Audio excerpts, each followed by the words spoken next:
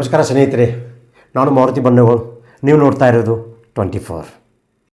ಈಗ ಶ್ರೀ ಸತೀಶ್ ಜಾರಕಿಹೊಳಿ ಅವರನ್ನು ನಾನು ಸಚಿವರಾಗಿ ಗೋಪ್ಯತಾ ಪ್ರಮಾಣ ವಚನ ಹಾಗೂ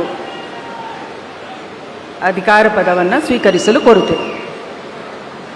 ನಾನು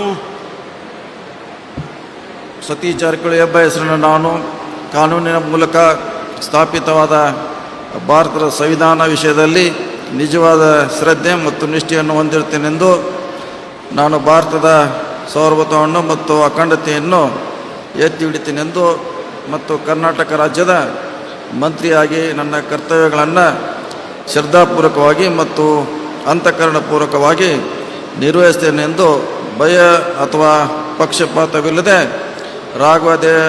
ರಾಗದ್ವೇಷ ಇಲ್ಲದೆ ಎಲ್ಲ ಬಗೆಯ ಜನರಿಗೆ ಸಂವಿಧಾನಕ್ಕೆ ಮತ್ತು ಕಾನೂನಿಗೆ ಅನುಸಾರವಾಗಿ ನ್ಯಾಯವಾದವನ್ನು ಮಾಡುತ್ತೇನೆ ಎಂದು ಶ್ರದ್ಧಾಪೂರ್ವಕವಾಗಿ ಪ್ರತಿಜ್ಞೆ ಮಾಡುತ್ತೇನೆ. ನಾನು ಸತೀಶ್ ಜಾರಕಿಹೊಳಿ ಎಂಬ ಹೆಸರನ್ನು ನಾನು ಕರ್ನಾಟಕ ರಾಜ್ಯದ ಮಂತ್ರಿಯಾಗಿ ನನ್ನ ಪರ್ಯಾಲೋಚನೆಗೆ ತರಲಾಗುವ ಅಥವಾ ನನಗೆ ತಿಳಿದ ಬರುವ ಯಾವುದೇ ವಿಷಯವನ್ನು ರಾಜ್ಯದ ಮಂತ್ರಿಯಾಗಿ ನನ್ನ ಕರ್ತವ್ಯಯುಕ್ತ ನಿರ್ವಹಣೆಗೆ ಅಗತ್ಯವಾಗಬಹುದಾದ ಸಂದರ್ಭವಲ್ಲದೆ ಅನ್ಯಥಾ ಯಾರೇ ವ್ಯಕ್ತಿಗೆ ಅಥವಾ ವ್ಯಕ್ತಿಗಳಿಗೆ ಪ್ರತ್ಯೇಕವಾಗಿ ಮತ್ತು ಪರೋಕ್ಷವಾಗಿ ತಿಳಿಸುವುದಿಲ್ಲ ಅಥವಾ ಬಹಿರಂಗಪಡಿಸಲು ಎಂದು ಶ್ರದ್ಧಾಪೂರ್ವಕವಾಗಿ ಪ್ರತಿಜ್ಞೆ ಮಾಡುತ್ತೇನೆ. ಧನ್ಯವಾದಗಳು ಸರ್. ಮಾನ್ಯ ಸಚಿವರು ಈಗ ಪ್ರಮಾಣ ವಚನಕ್ಕೆ ಸಹಿ ಮಾಡಲಿದ್ದಾರೆ.